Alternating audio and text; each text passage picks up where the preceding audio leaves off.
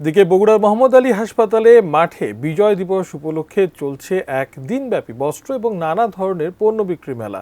মেলা প্রাঙ্গণ থেকে বিস্তারিত জানাচ্ছেন উত্তরাঞ্চল ব্যুরো প্রধান চপল সাহা। প্রতি বছর মতন এবছরও কিন্তু বগুড়ায় আপনার বিজয় মেলা অনুষ্ঠিত হচ্ছে। বিজয় মেলা আয়োজন করেছেন জেলা প্রশাসক এবং সার্বিক সহযোগিতা করছেন বিসিক শিল্পনগরী।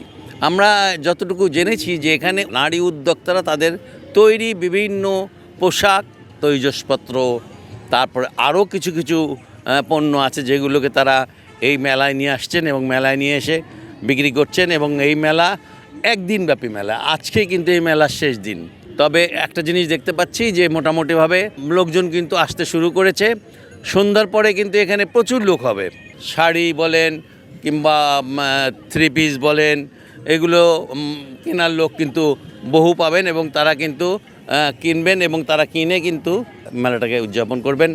এই মেলাটা প্রতি বছরই হয়।